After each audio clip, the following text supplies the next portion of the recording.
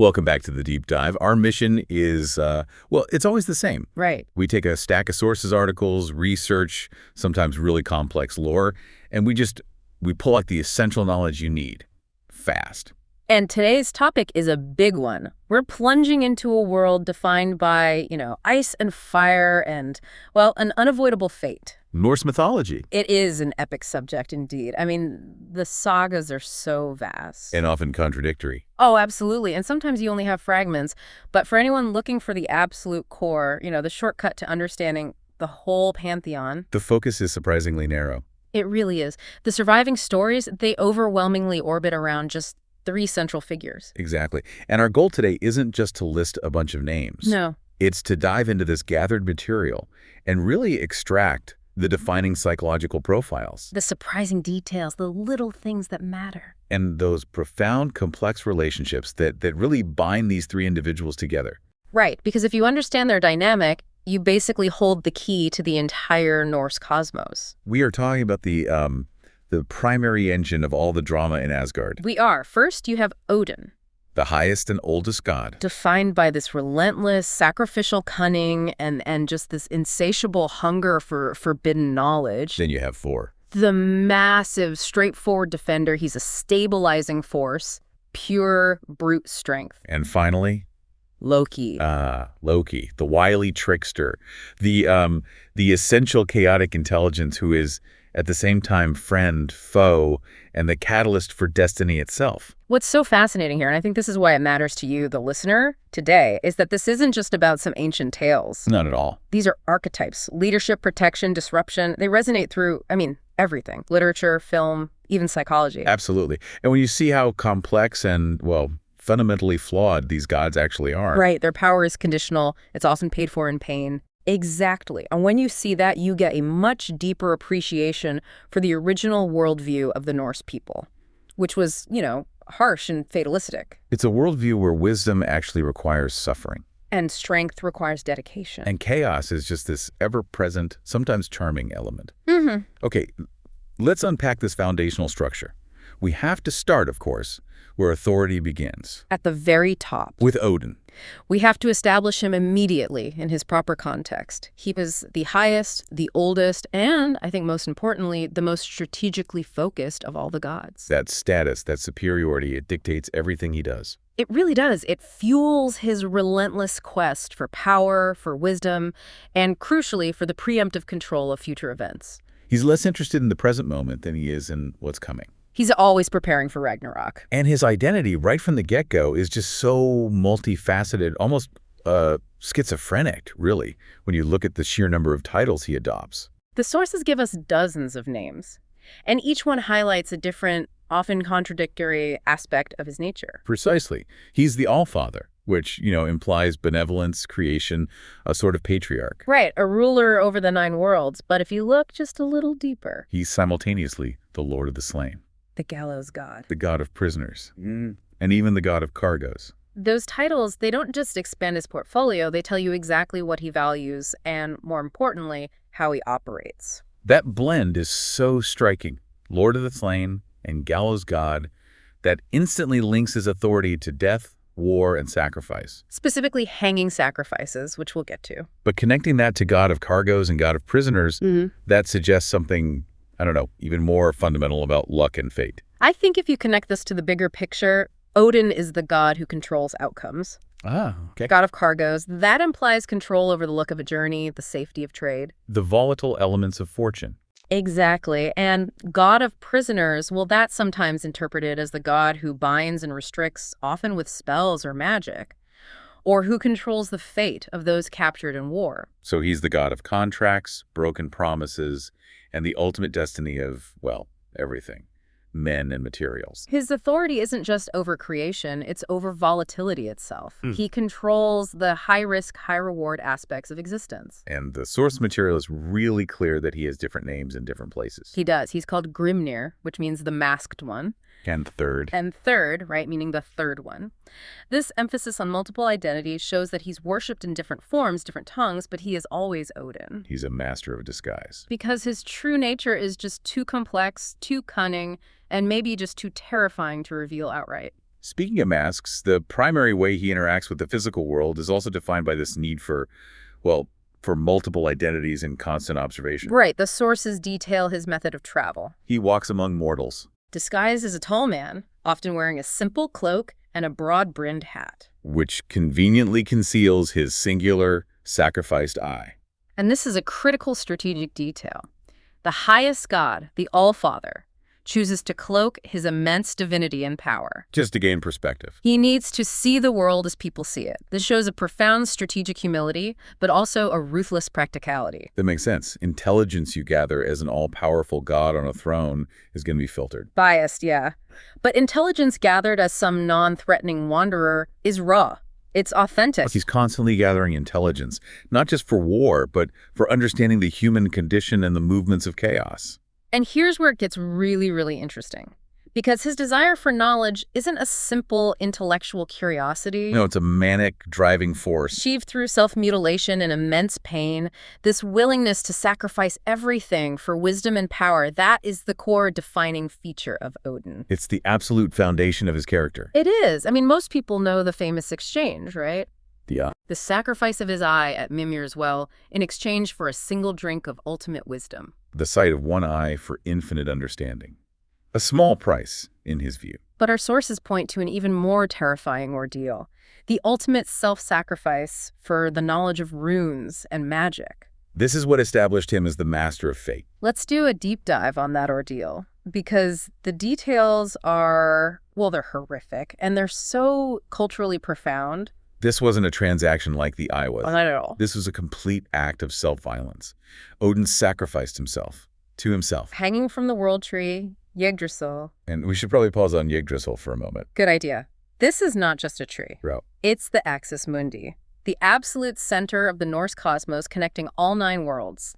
To hang from it is to suspend yourself between all of creation, between life, death, and chaos. And he chose that exact spot for his self-imposed suffering. And the suffering was ritualized for 9 nights. 9 being a very magically significant number in this mythology. And the detail that his side was gravely pierced by a spear, which severely wounded him, is absolutely crucial. It links his identity as the Lord of the Slain directly to his own personal experience. By wounding himself with the spear, Odin is performing a ritual known as self-dedication. He is both the sacrificial victim and the priest performing the sacrifice. Dedicating his own life force to himself. To himself, the greatest of the gods. He wasn't killed by an enemy. He enacted violence upon himself to unlock secrets hidden from creation itself. And for those 9 days and nights, he ate nothing and drank nothing. The sources convey this isolation and agony so perfectly. Alone, buffeted by winds, cold, and agonizing pain, with life just slowly draining out of him. It really suggests that for the Norse, wisdom is inherently rooted in pain. It's not this objective, easily acquired knowledge. That is the ultimate implication. The physical suffering brought about this profound intellectual and magical ecstasy. The agony bore dark fruit. This ordeal, this deliberate embracing of near death, led to the revelation of the runes. And these aren't just letters. They're not an alphabet. No. They are the magical keys to control the fundamental forces of the world. The source is so clear on this. He knew them and understood them and their power. And only then, only after he understood, did the rope break. And he fell, screaming, from the tree. That fall, that scream, that was the moment he established himself as the absolute master of magic, the runes, and therefore of fate. It just reinforces this idea that in the Norse cosmos, true cosmic power is not inherited or granted. No, it is violently bought with extreme personal cost. Once he's paid that immense price, his primary function becomes maintaining that knowledge advantage. He maximizes his ability to observe the world through 2 critical means, his high vantage point and his personal mobile intelligence network. Okay, first, the vantage point. Lidskjalf. Yeah, his high throne. And this is not just a piece of furniture, it's a strategic asset. It is. When he sits there, he observes all things, wherever they may be. And crucially, this allows him to see into all 9 realms. Including the realms of giants, Jotunheim, and men, Midgard. Nothing can be hidden from him. This is the strategic panoptic view of the All-Father. Absolutely necessary for a strategist preparing for an inevitable cosmic war. But because even the All-Father can't sit on that throne 24/7, Right. He's often out walking around as that disguised wanderer. He relies on his famous intelligence network, his two ravens. Hugin and Munin. And their names are indispensable to understanding their function. They are. Hugin means thought. And Munin means memory. And they fly back and forth across the entire world, seeking news, gathering all knowledge, and then what do? They bring it all back, and they whisper it directly into Odin's ears. So think about that. The All-Father is defined by the fact that he needs these two external forces, thought and memory, to be whole. That suggests an inherent cognitive incompleteness. Exactly. That he attempts to compensate for externally. Thought and memory are the two pillars of true knowledge and intelligence gathering. It's not enough to know what is happening now. That's thought. You have to understand the context, the patterns, the potential consequences. That's memory. So Odin literally carries the essential cognitive processes of the universe on his shoulders. And he is using all of this intelligence to prepare for the inevitable. And this constant surveillance and information gathering, it reinforces his critical role as the god of war and destiny. His preparation for Ragnarok is ceaseless, and he structured war as a specific ritual to serve his aims. War in the Norse context is often begun by throwing a spear. A spear dedicated to him. Right, thrown at the hostile army. And that act dedicates the battle and all the deaths that follow to Odin. It's not just a tradition, it is a mass recruitment ritual. This detail gives us that chilling paradox of Odin's grace. If you survive the battle, it is due to Odin's grace. He chose to spare you. But if you fall, even if you fought with incredible bravery, it's because he has betrayed you. He decided your time was up. It raises a really profound moral question. If Odin is the All-Father, why would he betray a champion? The answer lies in his utilitarian destiny. He is the Lord of the slain, and the slain are his army for Ragnarok. So the warriors who fall bravely are collected by the Valkyries. These beautiful battle maidens. And they're brought to Valhalla. The Hall of the Slain. And the promise isn't peace or rest? No. It's preparation, service, and eternal readiness. The sources detail the terrifying cyclical nature of Valhalla. The warriors, the Einarjar, they drink, they feast, and then every single morning, they arm themselves and engage in mortal combat. They fight and die every single day. Only to be resurrected every night by the Valkyries to feast and drink again with Odin as their leader. That daily death and rebirth, it just emphasizes the relentless, terrifying nature of Odin's preparation. His grace and his betrayal are simply two sides of the same recruitment coin. A strategic necessity. He is collecting the best soldiers, making sure they are eternally honed and prepared for the final catastrophe. He is a calculating ruler, yes. And a collector of souls. Using every death to build his future army. It gives a very specific, utilitarian, and rather cold context to the heroism of dying in battle. So death in combat is not an end. It's a permanent assignment to Odin's military service. A heavy weight of strategic manipulation rests on Asgard. A heavy weight indeed. So, having explored the mind that seeks wisdom through agony and controls destiny through deceit, let's transition now to the sheer physical force of his son. A god defined not by cunning, but by brutal, reliable honesty. Thor. We've spent a lot of time detailing Odin's complexity, his disguises, his self-mutilation for cunning, his constant deviousness. Thor is the total counterpoint. He's the reliable rock of Asgard, and the source material makes that contrast immediately clear. He is the thunderer. Where Odin is cunning and manipulative, Thor is just straightforward and good-natured. Where Odin focuses on fate and knowledge, Thor focuses on immediate, decisive action. He is the stabilizing presence in a realm obsessed with complexity. He's physically defined by overwhelming strength and presence. He's massive, instantly recognizable by his booming voice and his fiery red beard, and he is by far the strongest of all the gods and giants. He is raw, unrefined power. But unlike his father's carefully managed complexity, Thor applies his force openly and directly. He focuses on protection. His lineage is also foundational to his role. While Odin is his father, his mother was Jord. Which translates to the Earth Goddess. That's significant. It is, because it grounds Thor physically to the world he protects, Midgard, the home of humanity. He's not purely celestial. He has this terrestrial connection that makes him intimately invested in keeping the giants and monsters of chaos away from both the gods and mankind. He's the essential connection between the human and divine worlds. And his role, therefore, is entirely defined by his artifacts, his tools of power. He operates as a perfect, self-contained system. The hammer, Mjolnir. It's central to his identity. Mjolnir is a remarkable weapon, forged by the dwarf brothers Brakar and Sindri. The sources just emphasize its power and utility. It's a symbol of overwhelming destructive capability against the forces of chaos. The fact that trolls, frost giants, and mountain giants all tremble when they see it, that tells you everything. It tells you that Thor is the only thing preventing them from overrunning the entire cosmos. And it's not just its destructive force. The sources often overlook the details that make Mjolnir a truly special artifact, not just a big hammer. That's right. Its most defining and critical magical property is that it always returns to Thor's hand. No matter how far he throws it. Or what he throws it at. This creates a huge psychological advantage. It's the ultimate reliable weapon. And furthermore, Mjolnir can shrink. So that Thor can conceal it easily inside his tunic. This ability to instantly transition from a subtle item to a mountain-shattering force is key to his capacity for surprise. But the hammer alone isn't enough for him to manage the constant brutal confrontations he faces. No, he needs 2 other pieces of gear to maximize and control his power. It creates a perfect magical system. First, Megingjord, the Belt of Strength. The Belt of Strength is essentially a magical force multiplier.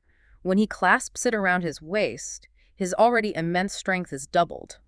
A magical boost that takes the strongest god and makes him twice as strong. Right, reinforcing his capacity to face truly cosmic threats like the World Serpent. And the third piece, often overlooked but absolutely necessary for controlling that raw, doubled power and the momentum of the returning hammer, are his iron gloves. The Iron Graper, the Iron Grippers. He wears them specifically to help him grip the hammer's shaft and manage the immense doubled force. I mean, think about the physics of that.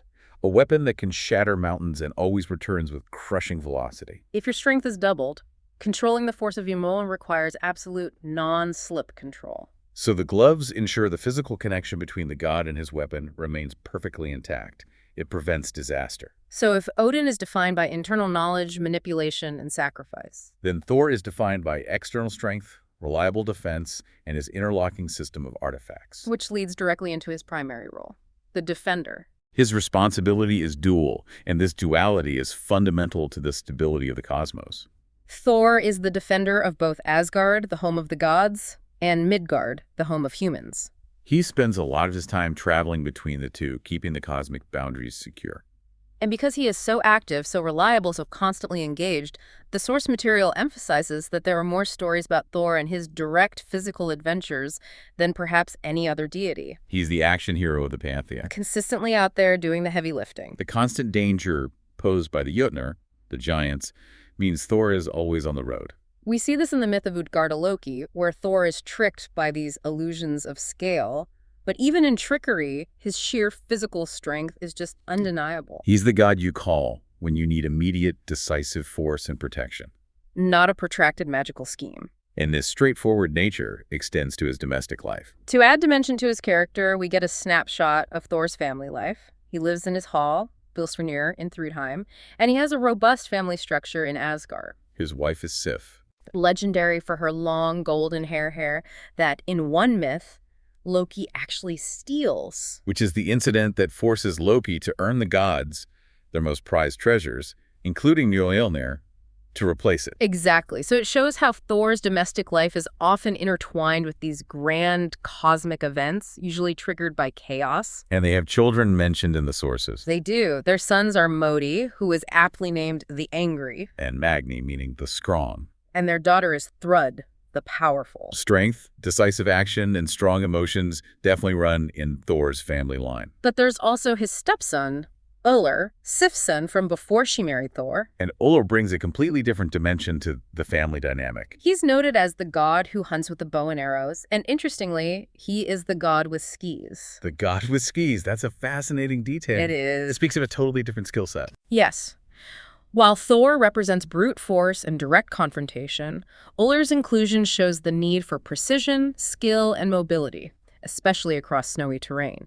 He represents the silent hunter, the winter warrior, a necessary complement to Thor's loud thunder. So Thor's life is balanced between this constant, overwhelming combat and a robust, if sometimes chaotic, family structure.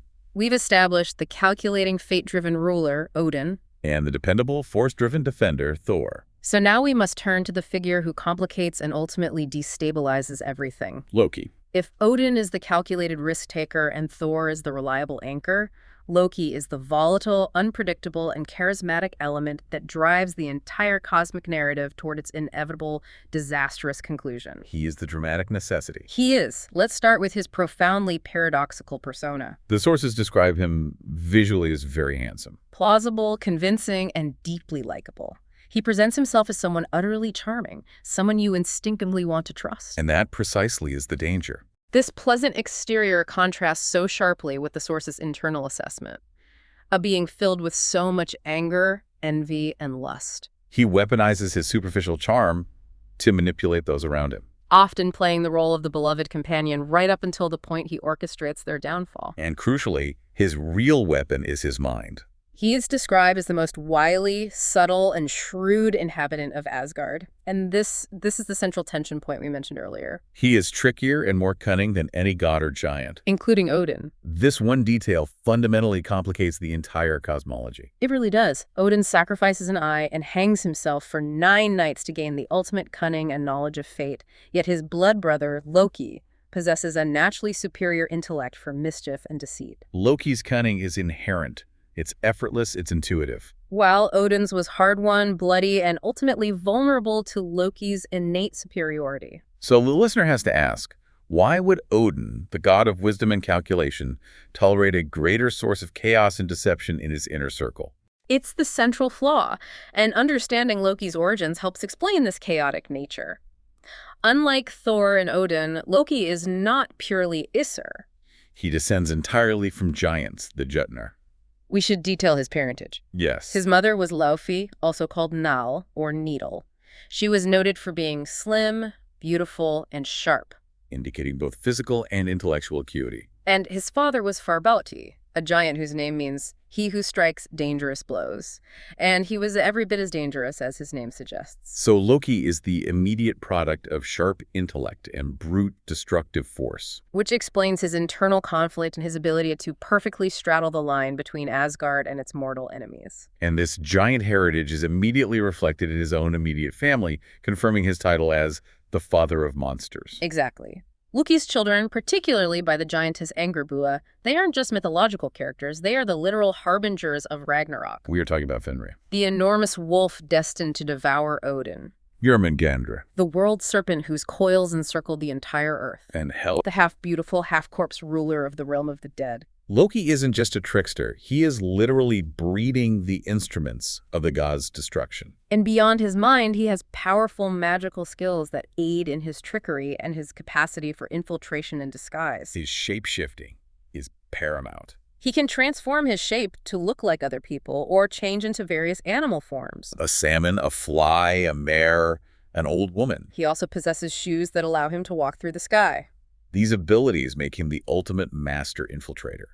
He's rarely where he seems to be or who he seems to be. This mobility and transformation capability allow him to execute his elaborate and cunning plans, ensuring that when the consequences arrive, Loki is never physically pinned down or immediately identifiable. This inherent complexity leads us back to his crucial, confusing status within the family. He is Odin's blood brother. And this explains his protective presence in Asgard, even though the other gods clearly distrust him and do not know how or when he came to live among them. That blood oath is the central dramatic engine of the entire mythology. Odin, the god of wisdom and control, is bound by honor and a sacred oath to the god of chaos and destruction. Why is this oath so strong? In Norse culture, an oath of blood brotherhood was perhaps the most sacred and legally binding contract a man or a god could undertake. Often performed through a ritual, like mixing their blood together. Right. And this oath superseded judgment, practicality, and often safety. By taking that oath, Odin knowingly or unknowingly bound himself to accept Loki's presence and tolerate his actions. Effectively tying his own destiny to the agent of his eventual destruction. So the gods tolerate him not out of stupidity, but out of a legal and spiritual obligation to their leader. But the sources also explain that they tolerate him because his stratagems and plans, for a time, save them as often as they get them into trouble. He is the ultimate problem solver and problem creator rolled into one. Consider the creation of the god's greatest treasures. Right. Loki cuts off Sif's hair as a prank, and to avoid Thor's wrath, he's forced to acquire new treasures to appease the gods. And he brings back Mjolnir, Thor's hammer, Gungnir, Odin's spear. Skidbladnir, Freyr's collapsible ship. And Sif's new golden hair. So Loki's destructive creativity is what supplied Asgard with the very tools of its power and defense. Exactly. Without Loki's mischief, Thor wouldn't have his ultimate weapon. He makes the world more interesting, but inherently less safe. He serves as the necessary disruptive force that forces change and sometimes improvement, but ultimately he is the author of woes. He ensures the narratives move forward, even if that movement leads inevitably toward the final confrontation. As we move toward that final confrontation, Ragnarok, the sources give us the critical flaw that ultimately exposes Loki's true alignment and forces the god's hand. His relationship with alcohol. Loki drinks too much. And when he drinks, he cannot guard his words or his thoughts or his deeds. This is dramatically illustrated in the poem Lokasenna, where Loki crashes a feast hosted by the gods and, fueled by drink, publicly reveals the deepest secrets and shames of every deity present. This is when the mask of plausibility completely slips and the anger and envy just boil over. That lack of control underpins his eventual full transition into the enemy of Asgard. It's not a planned betrayal, but a drunken, vitriolic outpouring that makes his presence unsustainable. The gods can tolerate cunning schemes, but they cannot tolerate such open, deeply personal insult and violation of the sacred space of the hall. This public display of uncontrollable hatred finally breaks the relationship. Leading to his eventual binding and imprisonment. And his ultimate destiny is tied to the destruction of everything. Ragnarok. The source material confirms that Loki and his monstrous children, Fenrir, Jormungandr, and Hel, will be there for Ragnarok. And they will fight against the gods of Asgard. This is the definitive conclusion of his role as necessary chaos. He isn't just a nuisance, he is the architect of divine destruction. The same shrewd mind that gifted the gods their weapons will eventually lead the forces dedicated to their downfall. Making the catastrophe deeply personal, a family feud on a cosmic scale. Okay, that was an extensive exploration of the three pillars of Norse mythology. We've covered the sacrifices, the strength, the cunning, and the ultimate tension. Let's synthesize these roles now based on the definitive traits we've extracted from the sources. We have Odin, The calculating ruler, the all-father, and the collector of knowledge and souls. He's defined by his relentless pursuit of wisdom at an immense personal cost, his mastery of disguise, and his dual identity as the strategic general who uses both thought and memory Hugin and Munin to observe and control the flow of destiny. Then we have Thor, the reliable shield and brute force. Defined by his straightforward, good-natured strength, his parentage as the son of Earth, and his powerful systematic artifacts Mjolnir, Megingjord, and the Iron Gloves. He is the active, physical protector of both gods and men, the guarantor of stability against immediate chaos. And finally, Loki. The unpredictable intelligence and catalyst for destiny. Defined by his paradoxical persona, charming but inwardly malicious, his superior native cunning that surpasses even Odin's hard-won wisdom, his giant heritage, and his ability to utilize chaos to both save the gods and ultimately orchestrate their demise. The dynamic tension between these three figures, Odin's strategic control, Thor's straightforward defense, and Loki's inherent destabilizing need to disrupt both of those systems. That's what makes the narratives so incredibly compelling and profound. And the sources provide a powerful, lingering implication about fate versus control. We know Odin sacrificed everything to gain the ultimate cunning and knowledge.